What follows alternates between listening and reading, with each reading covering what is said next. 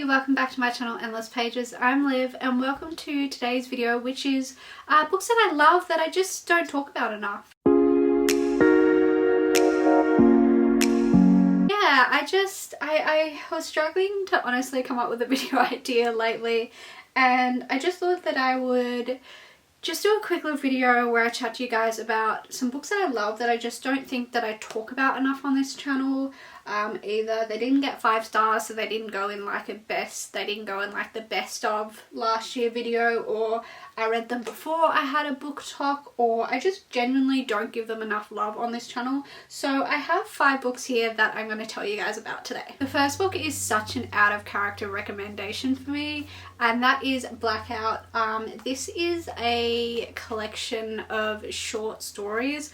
Bunch of the authors, Tiffany Jackson, Nick Stone, Ashley Woodfolk, Andy Thomas, Nicola Yoon, and more.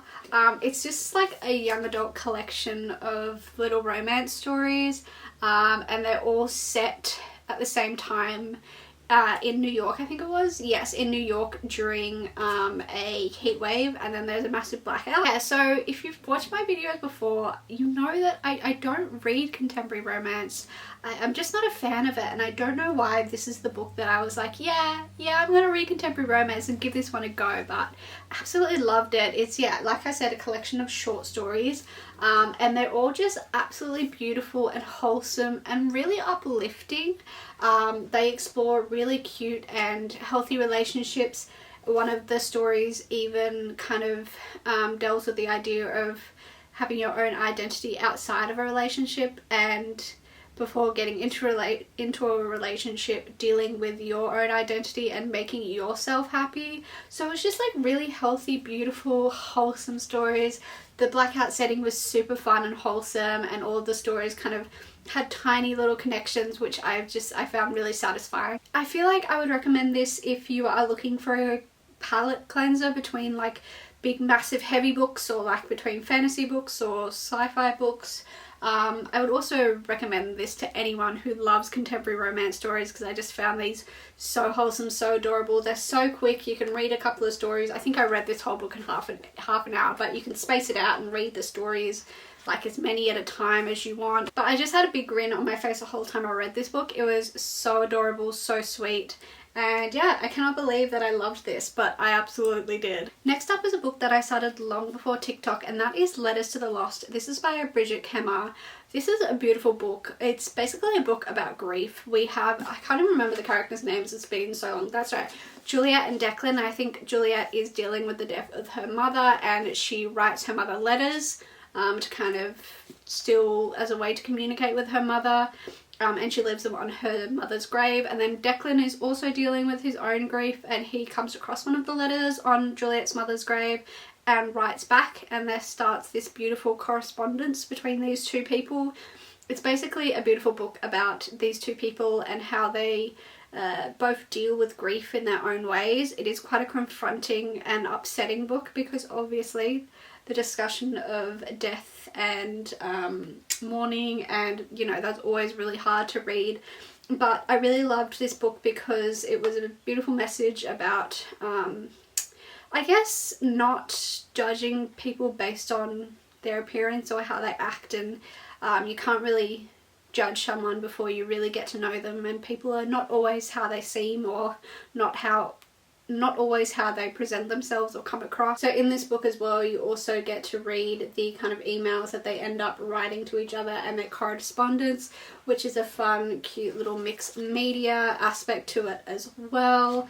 Yeah, so you can read their little emails to each other. I think it's really cute. This is a beautiful but confronting book about death, mourning, and human connection, and I would highly recommend it.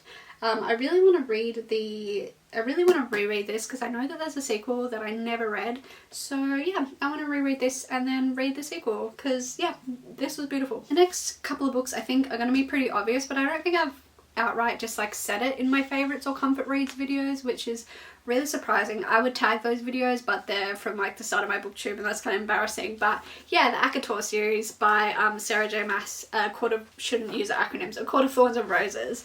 I feel like this is obvious, but I had to mention it. Yeah, so Ironically, the first one is my least favourite of the series, and I think that's the same for a lot of people. This is an adult fantasy series about fae, and it's really fun and smutty, and I love the found family in it. I love the action. I love the smart. What can I say? Basically read this if you're looking for fun, smutty fae book.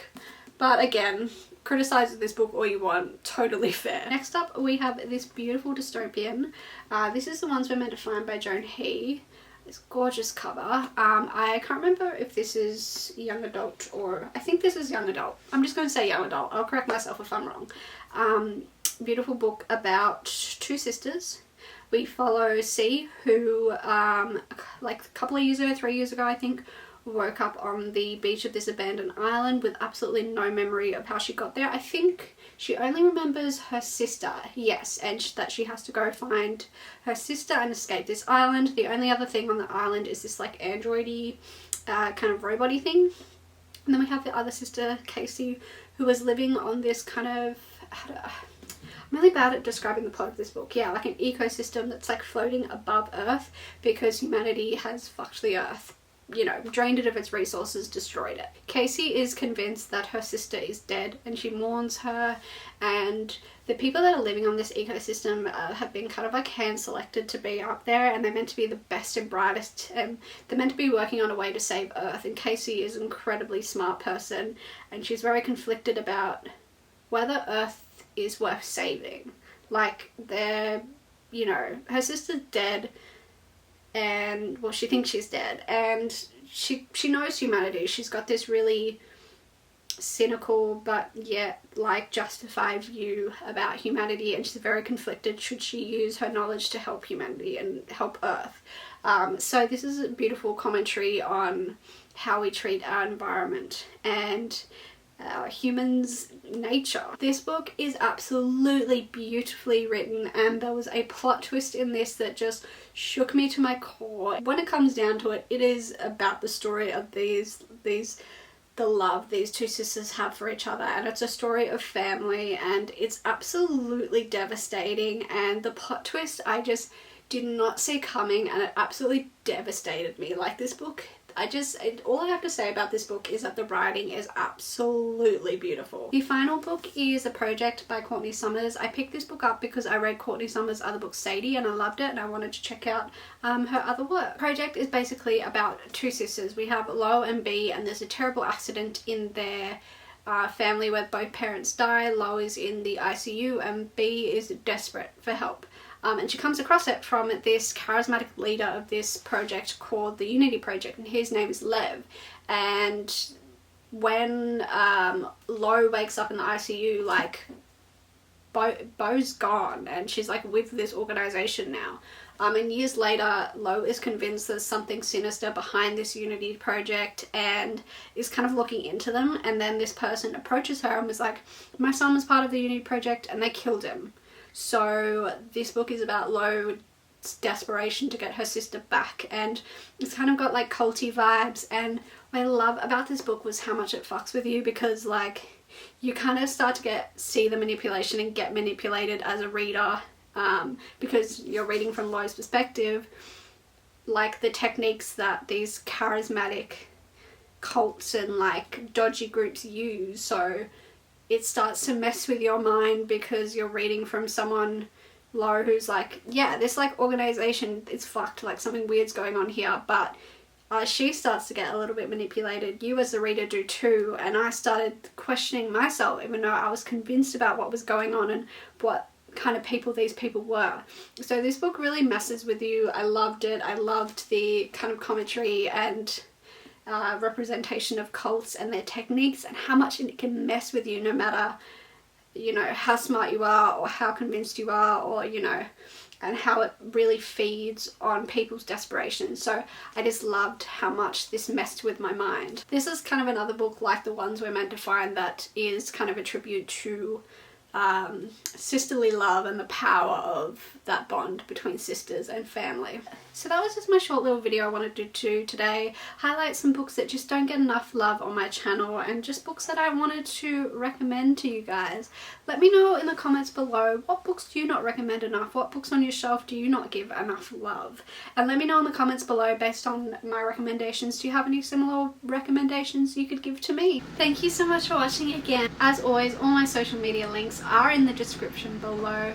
Give this video a like if you enjoyed my recommendations, and subscribe if you'd like to see more of my content. I will see you in whatever the hell I post next. Goodbye!